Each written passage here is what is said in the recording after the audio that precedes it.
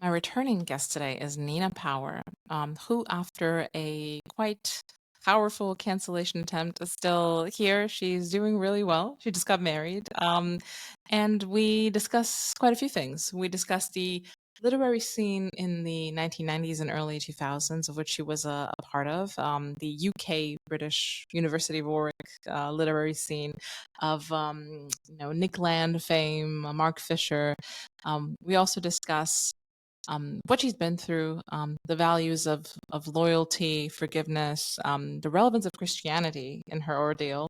I'll put it in the show notes. There's been quite a lot of talk about what she went through, and she's written about it herself. We don't address everything in this conversation, but I think her case is really interesting, and also an interesting parable, morality tale about what happens even if you go through the darkest of cancellations, and what it does to the human spirit. We also speak about writing as a path to redemption, about pathocracy, the idea that being antisocial is rewarded in the current climate. Yeah, there's quite a lot of interesting spiritual nuggets in our conversation, and this is the whole conversation. I'm not holding anything back, but if you would like to contribute to be help me put out these conversations and be a patron either on Substack at alexkashuta.com or on Patreon /AK Subversive. It would be very helpful. And yeah, enjoy this conversation. Maybe we could start with something that I've always been kind of curious about. Like, you were a figure and very kind of implanted into the literary scene of kind of the 90s and the early aughts in London, and a lot of figures that are now kind of still haunting the internet, like Nick Land or, a Fisher, Mark Fisher, and people like this. And I wonder how did it feel to be part of that circle, and kind of what elements from that time kind of trickle into your life now, and what do you see still being relevant in the culture? Yeah, well, it's interesting. I suppose I went to Warwick University, which is the home of Sea Crew, which actually moved over from Birmingham with Sadie Plant. But I actually got there at 18 in 1997, which was kind of slightly after the orgy, um, because all of the virtual futures stuff and the really kind of crackpot um, events where people were, I mean, actually speculating about the future of the internet, really talking about what technology would bring, because people could already imagine it, and there was a lot of kind of cyber utopian, taking lots of psychedelics, running around Coventry and hanging out at Aleister Crowley's house in Leamington Spa and trying to channel monkeys or whatever people were doing.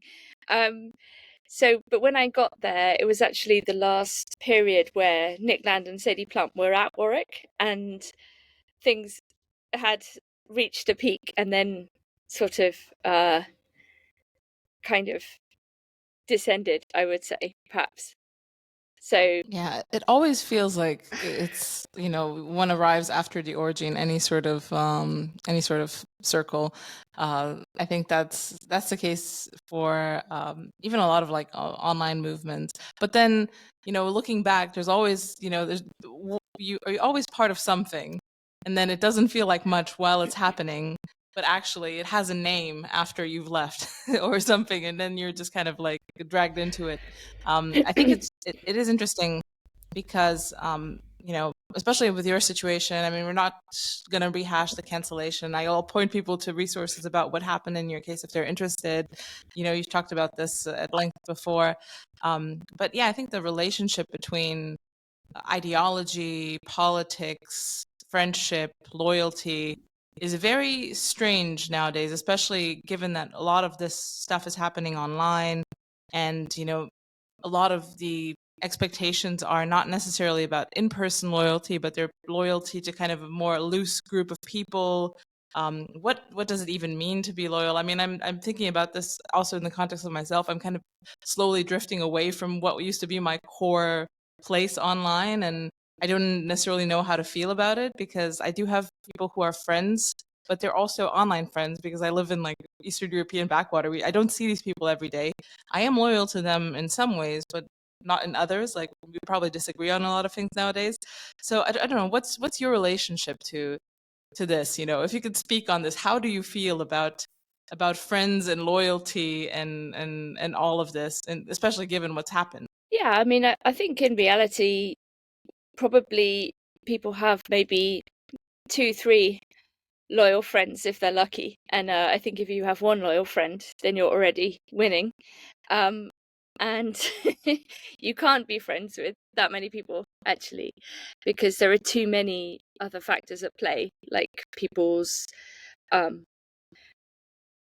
don't know, rivalry, envy, status games. Like these are always going to happen. And I think in very loose groups that don't have a kind of secure structure or a bond of loyalty, then you're going to end up with people who are quite manipulative, taking advantage. Like the people who are most kind of psychopathic, if you like, or antisocial, are going to dominate. And lots of people have written about this. If you think about ideas of pathocracy and the idea that kind of antisocial mechanisms come into play, basically, eventually in any group, and like we just see endless destruction of groups or factionalization and so on. So yeah, I mean, I think the point would be to enjoy it while you can, if you like, and just to go back to the Warwick, end of the 90s, early 2000s. It was a very interesting time, even if I was a bit late. I did end up having incredible conversations with people, intellectual relationships with people, including Mark Fisher, but other people too, who no one would ever necessarily hear of, but people who were working on Spinoza and Deleuze and kind of stuff that was much less constrained because it was before the internet. And then when we had kind of blogs, like in the early 2000s, like I had a blog from 2004, and again we were all kind of like emulating Mark, really, but he was so encouraging of everyone, and there was this kind of loose network. And this was a long time before Facebook and Twitter and all those things, which kind of locked down a certain format and certain structure of relating. And then we would meet up in person, so the relationship between online and offline was different. It was Online wasn't the primary thing at all. Hanging out was the primary thing. And online was something you did usually when you were trying to distract yourself from working on your master's thesis or something. So, yeah, I think that's changed. And I think online can't be stable enough, right? However wonderful a group you have with people online, it doesn't have the real bonds of face to face. It can't have that degree of reality attached to it. So it's always going to be kind of loose and weak structure, I would say. Yeah, and yeah, the weakness kind of is embedded in the fact that it's constantly shifting, and there is, I think, probably just a too big a number of people participating for to have any sort of overview on what's going on, and allegiances shift just as fast as they're formed, and yeah, I think it's also very exciting. It can't mimic in real life scene, but I think it's very fragile as well. The problem with online is that the more the incentive is to participate, to essentially plug yourself in completely, and that is, I think, to the detriment of your mental health and your relationship with the real world, which really are indispensable. Like, the problem with it is that people who actually win, like you were talking about the pathocracy, the people who win online are also the people who want to sacrifice the most of themselves to be online all the time, Mm-hmm. because all these platforms, you said, the structure is now crystalline. It's given, and to participate in it, you have to become a power user of these platforms. You have to become the most addicted person to Twitter, and that's how you win. That's how you get a lot of subscribers, because you post all the time, and the more deranged you are about it, the more people want to watch, and the more you fight with other people, also the more people want to watch. So it's just, that's the incentives laid out by the platforms, and obviously these are the players who also kind of influence how ideology is digested by the system and how it's presented, and it's kind of selection effects for the craziest people out there. And yeah, it's tough to participate in if you just want to put your dip your toe into it. Mm-hmm. Yeah, and I think kind of increasingly extreme positions are rewarded by the algorithm, or whatever you want to say, because people have to kind of up the game and end up, I don't know, for example, male and female discourse, right? Like it's the person or the people who say the craziest stuff who get the most attention because it's so unusual, partly, and it generates a lot of pushback or provocation. I've recently deleted my Twitter and Facebook, and I'm only on Substack now, which is fantastic. And I don't miss Twitter or Facebook at all. And I think Substack reminds me much more of the kind of mid 2000s blog era, where people were pseudonymously or anonymously posting long form. It was much more thoughtful. It was much more interesting. It was much more, I don't know, developed and deep. I think Twitter is just deranging by its very form. Like it's just too short. It's like being repeatedly stabbed with a small knife, and Facebook is just kind of boring. And I think they basically shadow banned anyone who was talking about politics about 10 years ago, or politics in the broadest sense. Anyone who wasn't just posting pictures of their pets just got kind of, hidden. But I would say Substack is much more interesting. Really, the best writers are on there now, at length.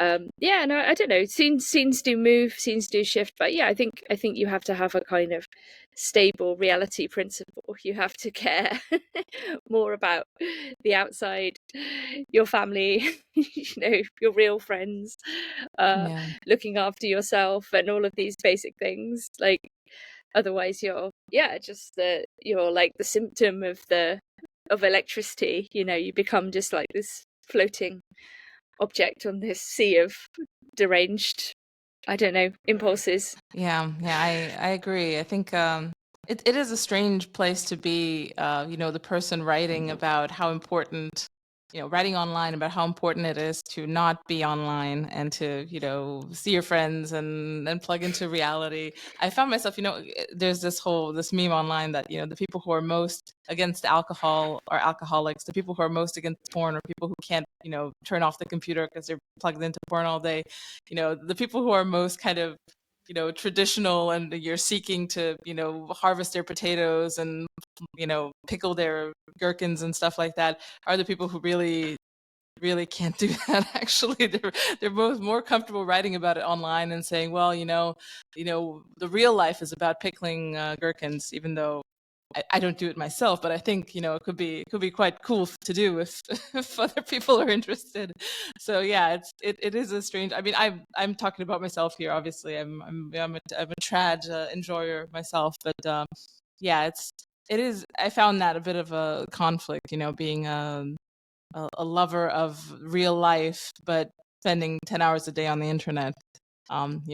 Waiting for the day when real life is actually going to be so interesting that that I'm going to do it. Well, sure. I mean, I totally understand that. I think, if you're a writer, there's something kind of compulsive and addictive about writing itself. It becomes part of a mechanism of like self-soothing, almost like it's therapeutic to write, for some people. And certainly for me, I definitely find that's the case. I mean, I'm quite interested in these modes of writing that are just almost like schizoid or just very strange, because things that disrupt, I'm not saying they really have this effect on language as a whole, but things that can't just be reduced to a sort of ChatGPT 2.2 essay level writing, that kind of banality of that like machine writing, which everything is becoming a bit more like, including people. Like the NPC meme from a few years ago was so powerful, I think, because it really was a provocation in this sense to say to people, in what sense are you not just repeating what you've been told to say? In what way are you not just like a golem with a script in your mouth saying the right thing? And people really didn't like the NPC meme. I mean, they really tried to shut this down on Twitter and elsewhere. to say that it's a far right meme and all of the things that they always say whenever anyone does anything interesting, in order to frighten people away from it. But I think because it really touched on this truth that actually everybody is becoming more and more machine-like, and repeating the things that you're supposed to say. And sure, and of course there is a kind of allure and excitement of the internet and of engaging with strangers in crazy ways. And yeah, but I mean, maybe cancellation in that sense is like a gift from God. It's like you can't participate anymore. You have to get off. There's something. It's very double-edged. What cancellation is actually. It's Yeah, well, you've been interesting. through the whole ringer of cancellation because people are, talking about cancellation very lightly, like, oh, some people told me like, they're trying to cancel you, and I'm like, what does that mean? Oh, your Substack subscribers will go down. I'm like, yeah, well, that's not actually cancellation, total obliteration, like, see Nina Power. That's exactly, I think that's the extreme case of it. I think the moral of the story is that you're not only surviving, you're thriving in many ways. And you just got married, which is again, congratulations. It's wonderful. And there is life after you hold your ground with even the most psychopathic of bullies online. And really, yours is an extreme case because you got roped into all sorts of things. I'll post it. We're not going to discuss it again because I'm sure you're enough of chatting about this case and this person. But yeah, it's really tough. You're at the end of a big road, a very complex, meandering, and very stressful place.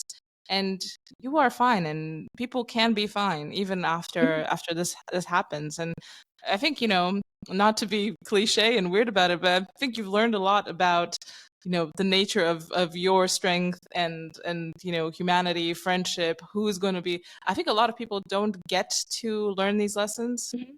because they're never in a place where there's so much pressure is applied to them. Yours is a modern type of pressure, very strange, very quirk of the internet type of situation. But in a way, it's a strangely spiritually privileged position to actually, see who your friends are, go through, the dark night of the soul in such a way, and to see yourself coming out of it and being fine in a way, not in always, but in many ways, fine and kind of Mhm. spiritually, strong.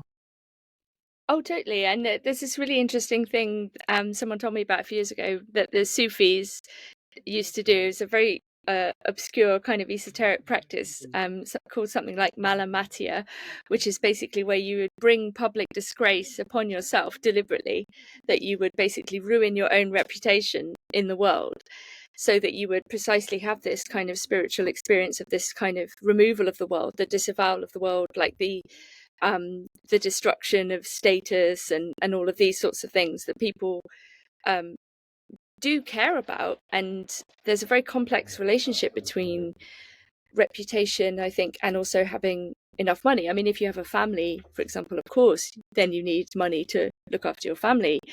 So people are very beholden to these material things for good reason. And the reason why, therefore, cancellation threats work is because the threat of economic deprivation is a real one for a lot of people. Very few people are able or willing to say, I'm going to lose everything in the name of principles. I'm going to take a principled stand because I care about this issue, and it might mean that I lose all my friends and somewhere to live, right? That's a very extreme thing to do. Not many people are going to be able to do that.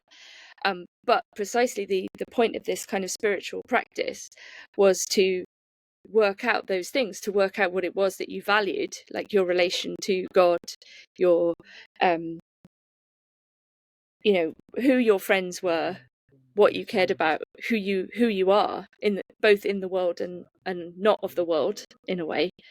And yeah, I agree with you that it's a kind of spiritually privileged position, even though it's very strange and modern. It's also very old fashioned. There's many discussions in the Bible about being hated, being denounced, if you like, and that kind of tension between the worldly, these preoccupations of the world, and a sort of spiritual protection or a spiritual sense of self or relation to God that is not that isn't worldly, that can't be reduced to these sorts of questions of status and material wealth.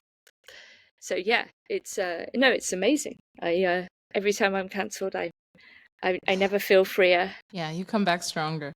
Yeah, it is interesting Absolutely. it is interesting to see that even people who actually do have the so-called FU money and tenure and things like that, a lot of them still won't do what you did, and risk and expose themselves. And even though we know this from a lot of secret conversations that a lot of them have, that they agree with a lot of so-called heterodox positions, but they wouldn't say so, because I think the status, maybe because we're kind of in a post scarcity in terms of shelter, home. A lot of Mm, people, very few intellectuals are scared that they won't have food on the table. Status really is kind of the last thing, the last man standing, and I think it probably looms larger than it used to, because Maslow's pyramid's pretty much taken care of, but the perspective of your peers on your reputation and your legacy and all this type of stuff, and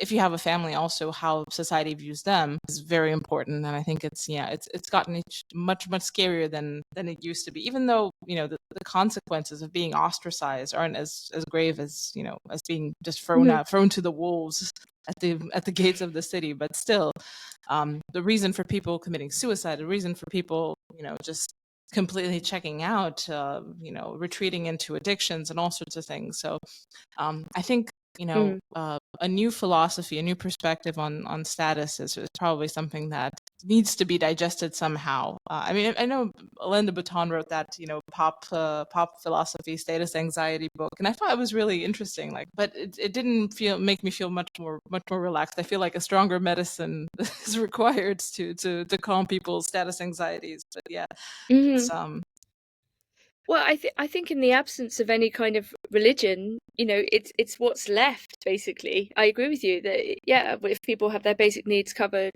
and if we no longer care about things like character, or I don't know how to put it, an image of the self that is more complicated, like this kind of, there isn't much room for moral ambiguity or for people to improve their own lives, or we've got rid of things like forgiveness and atonement. It's all just reputation management or status. And then you live in a world that's full of secrets, first of all, and you live in a world that's very fearful. And this is really about fear, because what people are being manipulated really is at that level of fear, which is a very deep animal instinct. And if you can't overcome fear, you're basically controllable. You someone else can control you, because they will make you afraid, and then you're their puppet. So I think if you're not afraid of anybody or anything, or of losing whatever, if you always have a sense of security, like in yourself, right? Or you think, okay, I'm bankrupt and I've lost my job, but there are people who would never let me starve, right? I'm always going to be able to eat. Someone will always put me up, or I'll have somewhere to live, or that if you have a kind of security in yourself, like thinking for yourself, I can think freely. I'm not beholden. I'm not afraid of what will happen if I say X and Y, and that's enormous strength that makes all of the other stuff completely irrelevant. But I do completely agree with you that we need a theory or a way of understanding how status in these games are working online in particular, or in the internet age, because it's very obvious when people come for me, what they're trying to do is reputation destruction, right? That's because that's what they care about. So you can see by their behavior that what they are interested in is controlling the narrative. To say there's one story about this person or that person, and it's the one that we're going to tell you. So it's something to do with attention. It's something to do with narrative. I mean, remember the kind of postmodern sea of stories idea. If you recall, like there was this sort of literary poetic idea that, you know, we're all just telling stories. It's very like Jeanette Winterson or something, or you know, these kind of postmodern theories. But that was sort of pluralistic in a certain way. It was like, it wasn't saying one story is better than another, and in fact it was saying, oh, we're over these big stories, like we're, you know, these grand narratives of Christianity or communism or whatever, these are over, like these are too molar, like they're too structured, right? And we're beyond that now, and now we're in this kind of, yeah, this sea of stories.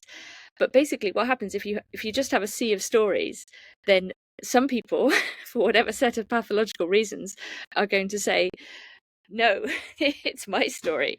Like, you're never going to be able to kill that impulse to control. And I think, yeah, in a sort of era of status games, it's the people who want that kind of control that we need to understand the most. And of course the internet is also filled with hundreds of videos about narcissism and cluster B society, and you know what I mean, like this is also part of the discourse, like the political discourse. And that has its pluses and minuses, and you end up with a kind of almost a sort of psychological story where everyone is trying to diagnose everyone else. There's actually a very good Philip K. Dick novel called Clans of the Alphane Moon, where this is the world in which everybody has their mental health diagnosis.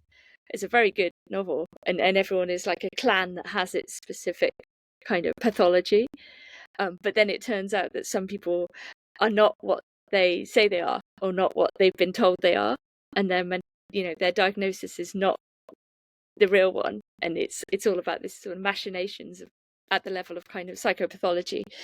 And I wonder if we're sort of almost post psychopathology in that Ballardian, Freudian sense, that we're in something else now, which I guess would be whether we still have an unconscious, whether there is an unconscious online, or whether there's just this static story of identity that this is who we are, and then it just depends on who can control that narrative.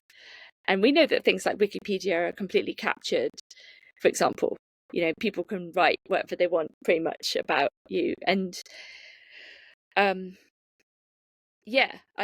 do we analyze this sort of game of reputation? It's like everybody's living in the court of Versailles at scale.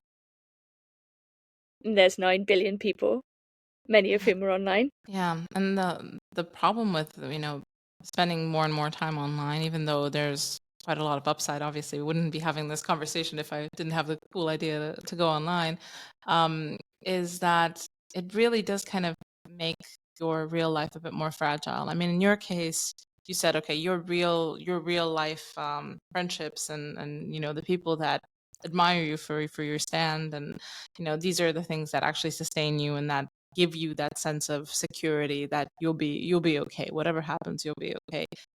But you see this a lot in, you know, nowadays there's this whole narrative about distancing yourself, going no contact with your family, and a lot of these, you know, cleavages are because of ideology about, you know, people do not like their grandma's dinner table conversation because they're, you know, a Facebook Republican instead of a Twitter whatever trans activist, you know, whatever, pick your poison. And it really ends up making it even more fragile to exist as someone who's not like tightly ideologically stuck to the space that they're in. I think it's inherently destabilizing. Like, you know, that's been the case for me because I was very integrated within this space, and I felt really secure in myself, and I could feel like the more I personally was drifting apart from the center of this place where my friends were and everything, the more destabilizing it was for me, because I was like, okay, you know, I'm not on solid ground here. You know, what exactly of this is me and what is them, and what is our allegiance? How much loyalty do I owe the ideas, the people? It is very strange. And like, you know, I think of myself as someone who's like sophisticated about these things because I think about them all the time. Maybe that's a problem, but you know, it really is not. It's not easy to navigate, I think. Yeah, no, I totally agree, and I think even being loyal to one person is like an adventure. It's quite difficult. It's not necessarily, you know what I mean? I mean, the idea that loyalty is some simple mechanism, it's not. It's like a daily practice or something we would want to say, and it's actually has a lot more depth. And I agree that there is this kind of, and I'm full on kind of psyop conspiracy theory about this destruction of the family stuff, by the way. I think that there really is an attempt to divide people from their relatives, in particular, in the name of creating kind of isolated individual subjects. And I think there's a very good reason, for example, like in Christianity, like honor thy father and mother was a kind of central commandment, because it's and that would include, or especially if your parents had been bad to you. You know, it's an axiom. It's not like a choice, if you see what I mean, right? And honoring your ancestry, honoring your parents is a duty. It's not a choice. And however difficult that is, and I think this thing about everything good is difficult, whether it's having a family or staying married or friendship. And this idea of convenience and comfort has just sort of infiltrated everything. So it's like, oh, well, my parents said something I don't like, therefore I'm going to ghost my parents. I mean, that's insane. Or the idea that if you're friends with somebody, the moment they stop being cool and fun, and maybe they have a problem in their life, or they're being denounced, and you're just like, I'm backing off. I mean, that's not friendship, right? That's just making your life easier. And I think that kind of idea of ease has just crept in everywhere, because, well, maybe because we have reached this level of comfort in our culture and we're not used to suffering anymore, and we don't see the value or the teaching in suffering. And also, I've been thinking lately about this category of experience. I mean, when I was growing up in this like post-boomer, I don't know, long 1990s or long 60s, really, we were in, the category of experience was kind of central to becoming a person. You know, it's like, oh, you have to try these things and like go through these things, and some of them are going to be like really unpleasant. Maybe you're going to suffer. It's going to be painful to become an adult. And we definitely had that message, and I'm not sure people still have that message. And experience becomes something that's kind of highly mediated, something that is seen at a distance. You know, like experience is something you watch people doing on elsewhere, like on TikTok or on Netflix, or, you know, like life is very vicarious. And of course that's safe because it means that you never take any risks. But it's also like you never then develop as a person either, and you live in a kind of constant state of sort of larval being, like you're not fully formed, like you haven't experienced things that actually are required to become a character or person. And then we're back to sort of the NPC thing again. But yeah, I think this thing about families is central, and to divide people from where they grew up and where they're from, or to say you shouldn't be interested in those things, you have to ask, like, for what reason? Like, who wants people to be this deracinated and this atomized and this isolated? Nobody who has your best interests at heart would promote that idea, I think. Yeah, I think, the point that you make about, everything that's worthwhile is hard. I think people, just don't like hard anymore. And I do feel like it's a revealed preference. This the constant refrain of, the if you think you're enlightened, just go to dinner at your parents' house on Christmas, and you'll you'll see that you're not actually so enlightened. Yeah, I mean, there's just obvious frictions between generations, especially nowadays when the jump between generations and the mentalities and everything, and the exposure to different materials, whatever cultural and other, is really intense. So people really can have all sorts of strange ideologies, which just wasn't the case, like, a few generations ago. Like, the difference between mentalities between my grandmother's mother and her were minimal. They were very religious. They did not know much about anything. They probably had read some prayer books and knew of gossip around town, but that was pretty much it. But the difference between her and her daughter, my mother, was huge already. Like, my mother was kind of a child of the 60s, Mm-hmm. and even in Romania that meant quite a lot. It was a huge shift, huge transformation between my mother and I. It's just absolutely incomprehensible. And now I think, what you've been saying about experience, like, I think about that so much now because, I have small children. And we really do live, even here in Eastern Europe, safetyism. It's all about, reducing trauma, gentle parenting. Maybe it's just, this kind of betraying my class. I'm sure there's a lot of, social classes where gentle parenting is not even on the menu. It's much more relaxed in terms of that. But there's this ominous feeling that, you know, experience is good in the abstract, but God forbid you give your child a negative experience, because it's going to imprint on them in a terrible way. And then, this is probably also kind of a millennial fixation. Everyone thinks they've been traumatized by their parents. You don't want to be the parent that traumatizes. And then, it's just, yeah, that's the anxiety in the air, is that either you will traumatize your child or you will expose them to some sort of unsafe situation. They will die or something. Like, the idea of a child dying moved in, a few generations here from, yeah, I mean, 2 out of 8 will die. Not, it wasn't whatever, it was tragic and terrible, but it was something that, you accepted, you digested it, and you moved on to something that is just, incomprehensible. You will do anything possible to avoid this situation. And if you don't do anything possible, you will feel terribly anxious and destroy yourself mentally because you weren't there. I think this is a really big driver of people having fewer children or no children at all.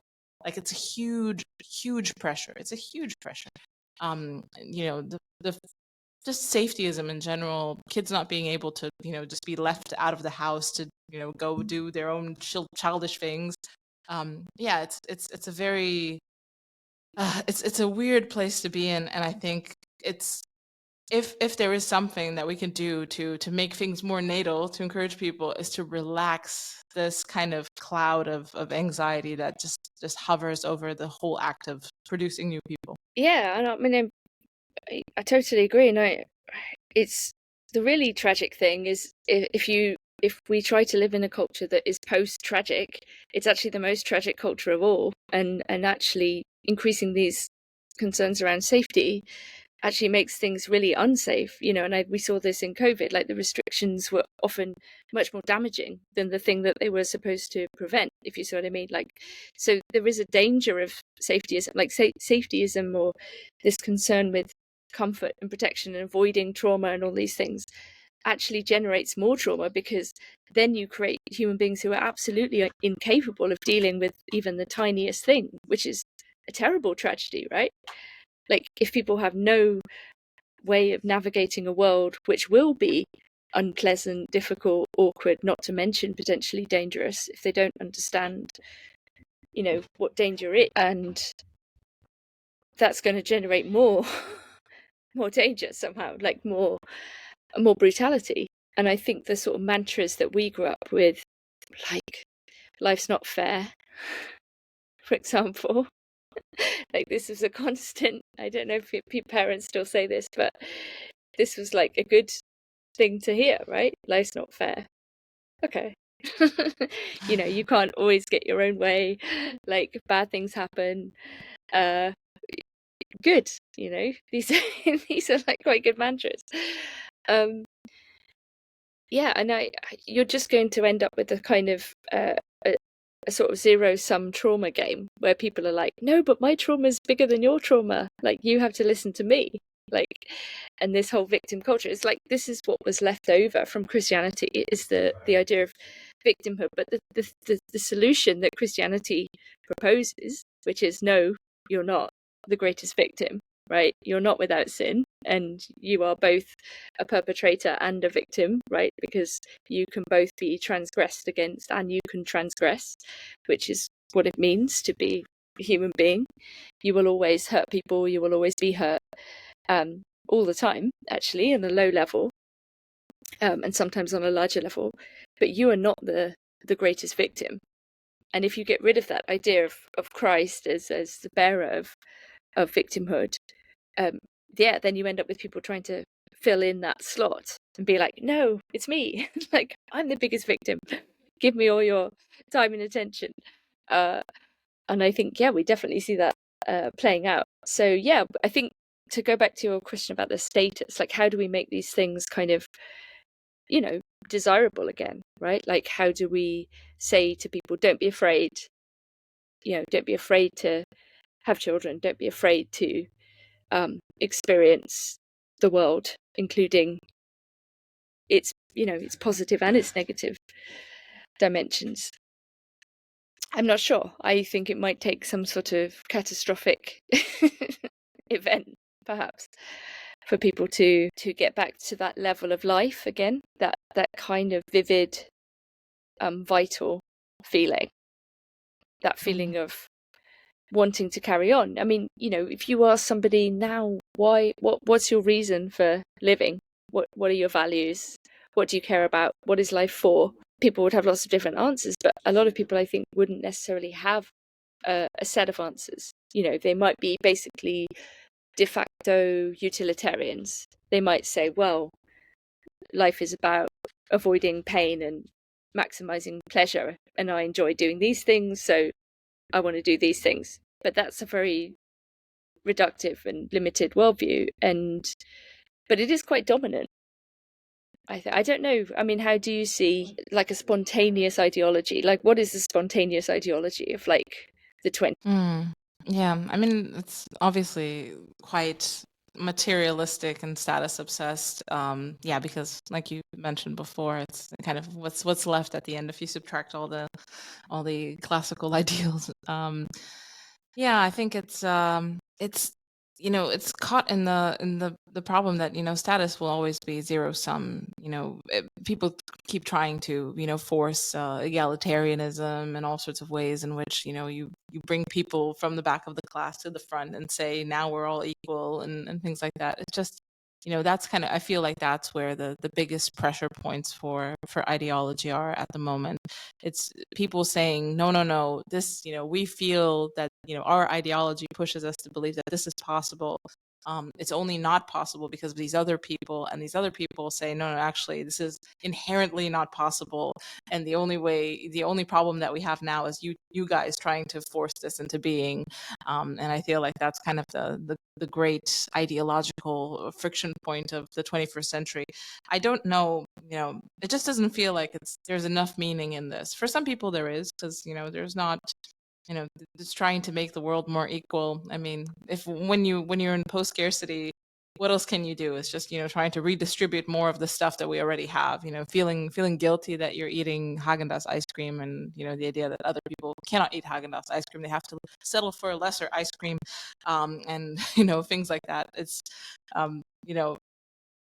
people are searching for meaning everywhere they can, and in a way I don't begrudge it, but at the same time, it just feels really insufficient. But at the same time, I don't necessarily know if the spaces that I'm in and the meaning that they're producing is sufficient either, because a lot of people really are grasping for things, like you described, Christianity and things that are older and heavier, and sometimes you get to touch these spheres, like I'm talking about myself now, but a lot of times I feel like a lot of people still get get caught in the ideological grinder with it. Like, it's just there's a lot of talk about who is Christian, who is not Christian, what should we do when the Christians win, and it's all just kind of at the level of politics and wearing a costume, and the idea is that there's meaning somewhere in this whole thing, but it's not actually the level that we're dealing at. It's like, no, we're the Christians, you're the non-Christians, we're the pagans, you're the not.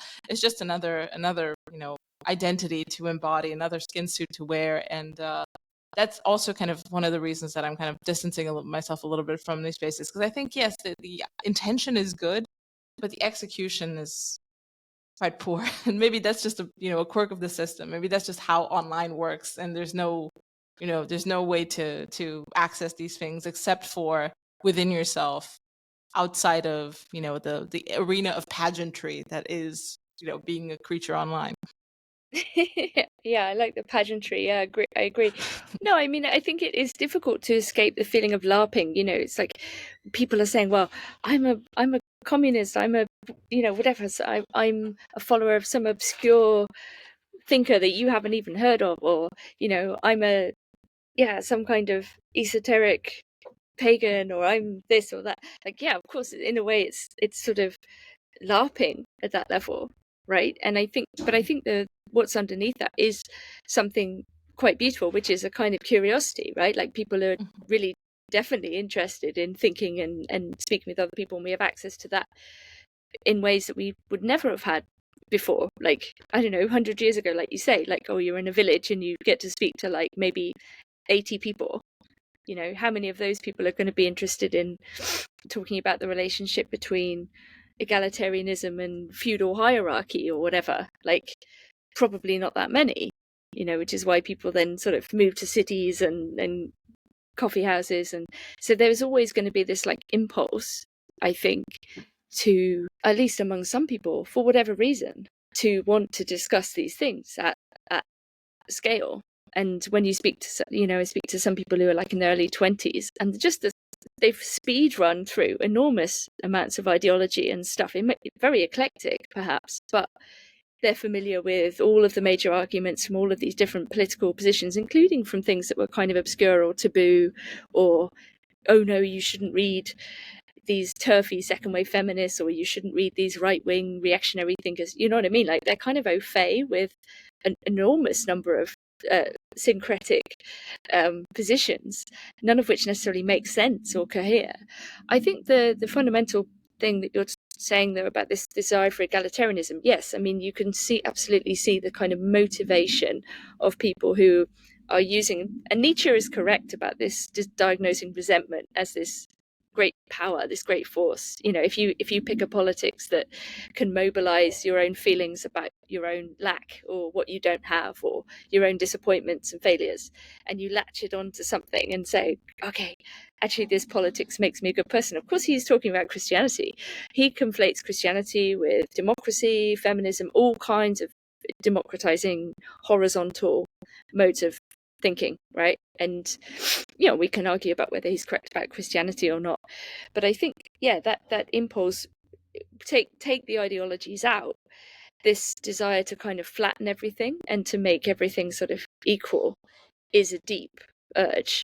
It's much, much harder to defend and recognize hierarchy.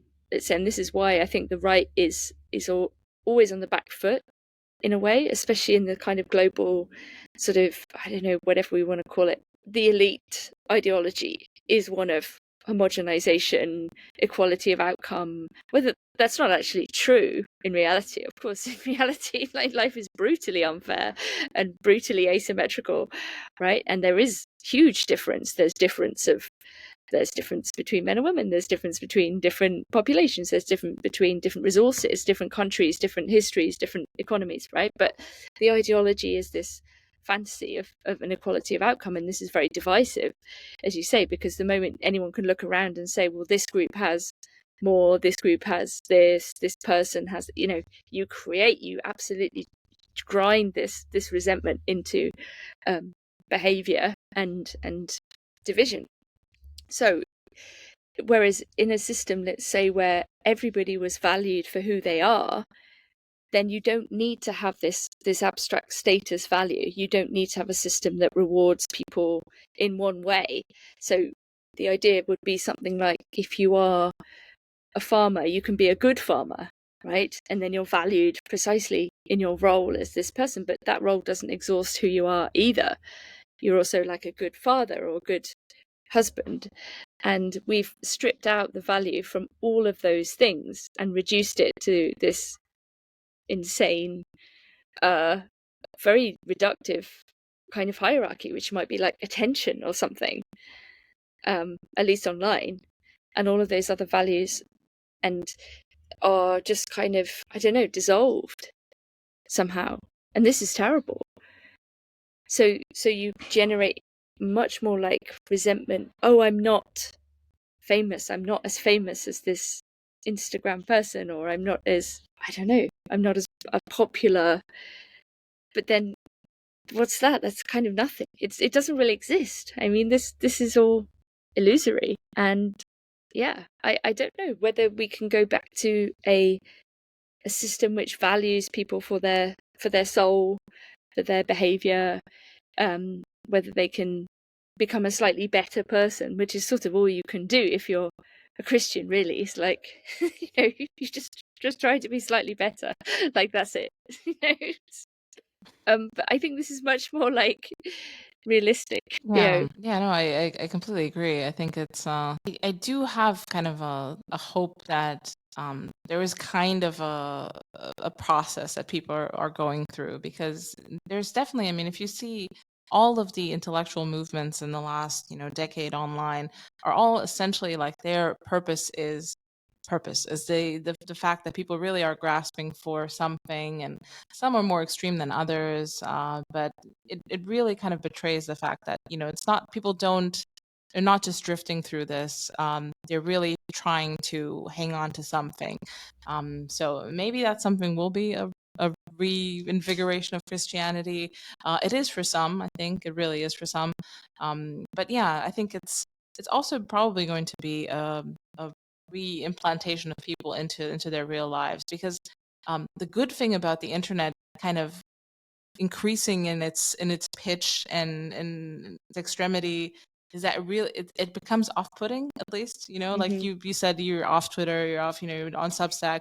There are new forms of kind of the internet being generated all the time, and I think maybe we're just in the growing pains of a new way of relating to information, to each other, and maybe this is kind of just the first revolutionary step, like back in the day with what was it, the yeah, at the foothills of the Industrial Revolution, with the saboteurs throwing their shoes into the machinery, and things like that. It is painful, but in the end, it did lead to some quite impressive and just like generative new things, and it's just later down the line. So maybe we just don't have the wide perspective of what might be coming down the line. I am hopeful in general for humanity. I mean, there's been some dark times before, and there's but yeah, I think things probably will reach a calm point, but that doesn't necessarily mean that's going to be very anytime soon.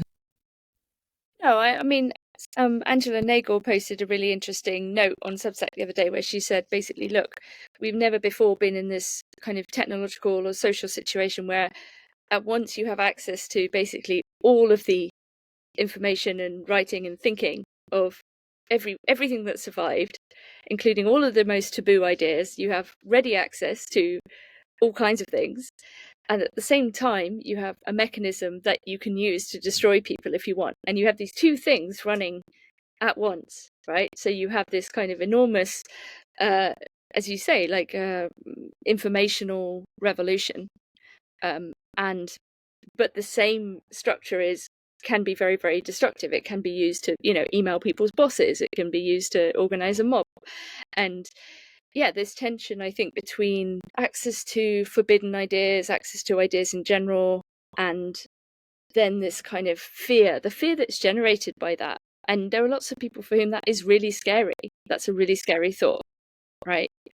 What if my worldview is completely destabilized by this? And like you say, maybe there's this process that we have to go through. Like the reality is we're still embodied beings, right? We still have human bodies. We're still finite, fleshy beings, and we haven't yet transcended those things, and nor will we ever. To be clear, like, this is what it means to be human, and I think this fantasy that a lot of people are engaging in, oh, we can get out of our bodies, we can become like more like the machine, or we can go and live on another planet. Like these are classically hubristic fantasies that humanity is also engaged in, and it's also like our nature to try to think beyond ourselves. This is who we are, and so we're always stuck in this kind of perpetual pendulum between our sort of desire for something else, for desire for transcendence, and our relation to immanence, the fact that we are here, like we're always embodied in a particular place. And there has to be a degree, I think, of acceptance of that reality. And it's maybe an anthropological acceptance, which might include the idea that we are also fundamentally religious, right? And the reason why everyone is reaching for all these things is because it's trying to fill this desire. And that maybe there is something to be said for those ideologies or those systems that have actually survived. Like, what is it about Christianity, for example, or you could say Islam, which is very powerful, that make them so successful? Like, what is it that they actually say or do? And we might not say that they're good things. We might say that these are like have negative aspects as well. It may well be too difficult for the majority of people to live in a kind of Nietzschean truth is what you can bear, like the multiple perspectives thing all the time is quite hard to live with, undoubtedly. It's very, very difficult to bear that level of truth, if you like, if you understand that truth is a whole series of perspectives, and to see everything from as many different angles as possible at once. It is possible, but it's not very easy. And it doesn't make for a very sort of stable life necessarily. Like if you have duties to children, for example, you can't then be wandering off like saying I need to sit in the field for 10 hours and contemplate 20 different interpretations of reality. But maybe you can. Yeah, with specific substances, I'm sure it can be arranged. but then who's looking after the children, right? Exactly.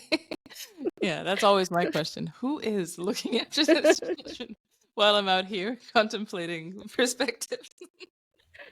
No, but it really is true, and I think the concept of truth online and kind of how it relates to how people congregate around each other, like it is possible for your particular group to have really esoteric truths, but then your weighting of these truths to be completely off, like in the sense that you can have like fragments of truth that are proportionally smaller truths than the ones that some other group has, or you have an amalgamation of them that's not necessarily representative of how you should live. And so I think people, a lot of times as humans, we tend to gravitate towards people who can give us something that rings true, at least, that's related to our lives and also related to our place in the universe, especially if they're trying to tell us that we actually should be higher status than we actually are now.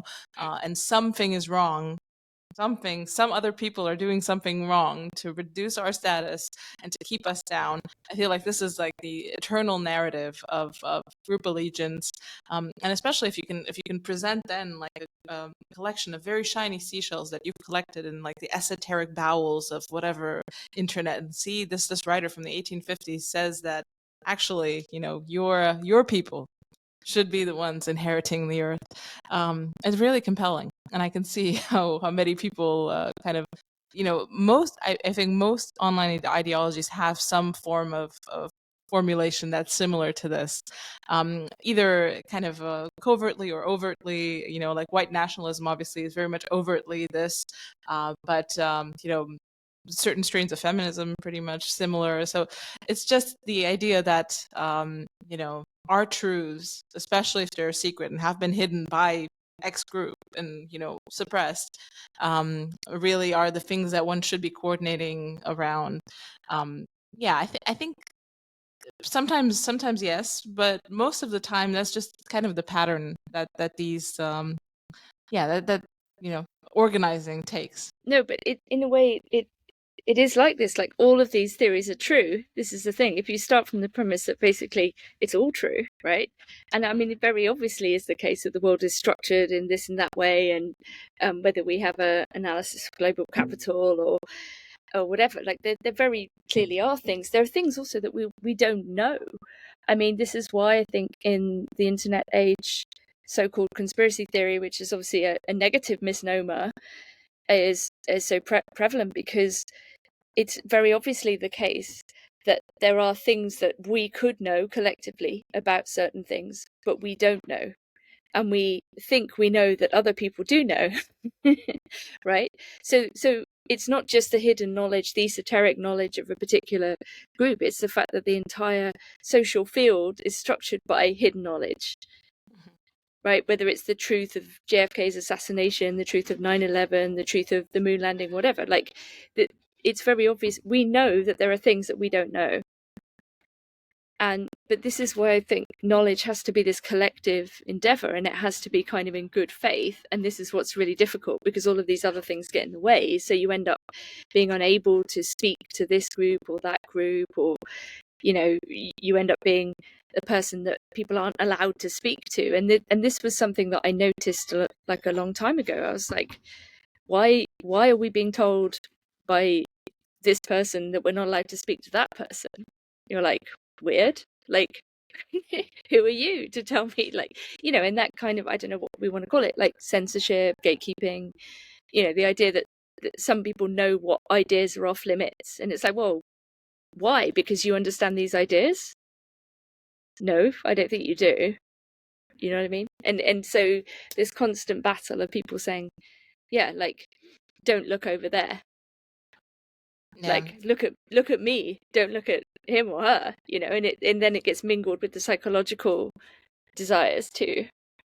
One of my hopes is that people will increasingly get more suspicious of the particular person who decides to be, you know, the lightning rod for this type of stuff, where it's like, no, actually, I am stepping up and taking a stand to say we do not speak about these things, we don't speak to these people, because, you know, they've been repetitively shown to be psychopaths. So hopefully, people will get a little bit of an immunity to this type of person, to the person in every group that constantly, you know, starts a beef with someone else, to constantly tries to, you know, divide and cleave off and gain followers by denouncing. And this is definitely not just a left-wing thing. This happens in every No. group. But yeah, it's a sign that they might be unstable in some way, or have maybe, you know, not the best intentions.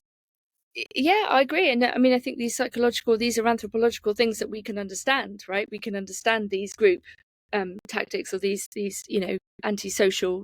You know, one thing that does make me a bit sad is, like, in the 90s, for example, when we were growing up, it was definitely the case that, like, if, you know, being a snitch was bad, you know what I mean? Like, being a telltale was bad. Being someone who, I don't know how to put it, like, sort of denounced other people, these were like frowned upon as social moves. And I think we have to get back to a place where we understand that these people who are pretending to act as if the ends justify the means, you know, oh, well, I know that this person is evil and therefore, like, they must be, like, ostracized and whatever, it's like, no, the person who's doing the denouncing is the person who's antisocial. Okay. And of course we might say, oh, well, the person you're talking about isn't perfect. Like, maybe they have done something wrong. Maybe they have behaved badly or said something inappropriate. But that's not for, like, one person to determine. You know, that's a collective discussion. And if someone's acting out, but I think we're sort of failing, as you say, to notice that these tactics are in and of themselves antisocial or destructive, because we've come to accept them as I don't know, justified somehow, and they're not. And I agree, it does happen on the left and on the right, and I can see people on the right coming up repeatedly with these sorts of inaccurate, generalizing, dismissive ways of categorizing people, like the X right or whatever, you know, as if this is in any way true to the reality of divergent positions. it's a way of saying, yeah, again, don't look over there. Ignore anyone who has a pseudonymous avatar. Ignore anyone who, I don't know, doesn't speak in their own name or whatever, or has a Groiper account. It's like, no, I mean, it's more about what they're saying. It's what people are saying. It's not. Do you know what I mean? I don't know how to describe it, but yeah, it's a constant patrolling. It's like the policing impulse, and the left used to be like opposed to the police. Like, the police are like in every sense. I don't mean like necessarily men in uniform, like not that we see them anymore either, because like law and order has just been completely abandoned. But yeah, it's this impulse to control. I think it's an authoritarian impulse, left or right. It's not even a political impulse. It's deeper. It's a desire to control other people or the narrative, and the opposite of that is something like freedom, which is difficult to define. And I think that's why people come along with a clear story, and they're initially perhaps seductive. It's like, oh, here's my story. You're like, okay. But yeah, being unable to play with ideas. I think it's people who can't play with ideas. They don't like people who can. Or people who want to. Yeah, I think it's also like in the online, right, there's a little bit of power now, there's a little bit of clout, and I think people are just trying to say that actually, yes, me and my niche ideology, we are the inheritors of all this clout, all this power. Everything that's happening here is actually a reflection. The energy that's been built here is a reflection of my worldview, whatever seventh stage of Catholic integralism or whatever it is. Yeah, it's a it's people just kind of trying to harvest it for their own interest, to more or less effect. But I know we're coming up on time, so I want to let you go, but I will ask you the question of the show again. If you have any recommendation of a subversive thinker, someone who's captured your interest maybe in the last probably 2 years since you've been on the show and gave us your last recommendation. Someone who you think maybe is underrated. Yeah, did I recommend Illich last time? Possibly. I think so. Illich Gender, if I. Yeah. I think that Giorgio Agamben, I mean, he's well known, but he, I would say, is to my mind the greatest living philosopher. Somebody who continues to think, even or especially when it's not popular. And he raised questions during the lockdowns around biopolitics and control, and what it means to be face to face, and in a way that really got him hated by a lot of people who were previously interested in his work. And it's not because he was hated that I think he's important. It's the fact that he was prepared to think and to carry on thinking. I'm reading his book, The Highest Poverty, at the moment, which is about monastic life and the kind of development of various forms of life. He's very interested in this category of forms of life, different ways of living. And yeah, I would say he's been a consistently serious thinker on really the entire history of the West and the tradition of the West, and the role of the faith in particular, the role of different forms of religious organization, the role of and always, I suppose, against the machine, against the tendency to put people in camps, against the tendency to reduce people to numbers, against the tendency to destroy what it is that is human. And he is, I just think, extraordinary thinker. So that's so Agamben would be my recommendation. Excellent. Is there anything that you're working on that people should check out? I will post your Substack and everything in the show notes, but anything that you think people should look at?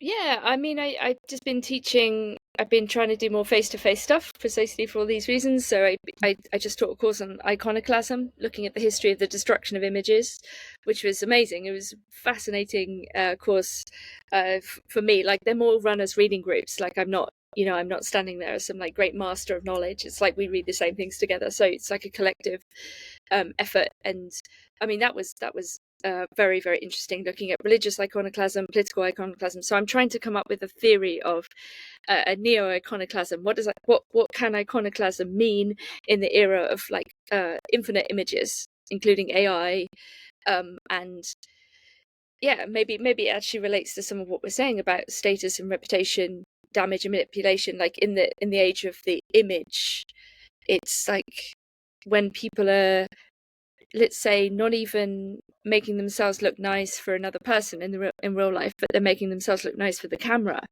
It's like what is like there's almost like an iconoclasm of the image itself. Like the image itself is destructive, is destroying us. Like when it's not us destroying the image, it's like the image is destroying us.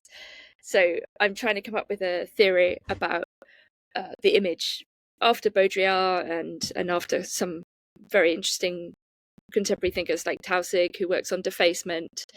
So these kinds of areas, like the face and the image and the camera, and yeah. So hopefully I'll be writing a piece, hopefully for the European Conservative on iconoclasm, but I need to neo-iconoclasm, but I need to get going on that. But yeah, I'm writing for the Critic, Spectator, Telegraph, usual places. So Excellent. Yes, this was lovely. I'm sorry for interrupting your honeymoon, but and thank you for giving the time to the show. And also thank you for just your continued bravery, your fortitude, your stable sense of self throughout these pretty challenging years. And thank you for continuing to study and to do whatever is interesting to you, because yeah, that's an act of bravery in itself. Thank you so much, Nina. It was lovely to have you back on. It's always lovely to talk to you, Alex. If you like this conversation and would like to support me, please do like, subscribe, do all of the YouTube related things, but you can also support me on Substack and Patreon. If you want to go and be part of the Substack community and get access to the full archive of everything I've ever recorded and written, or to access all of the episodes of Subversive on Patreon, please do go to the links in the show notes, or to alexkashuta.com or patreon.com/aksubversive. Thank you so much.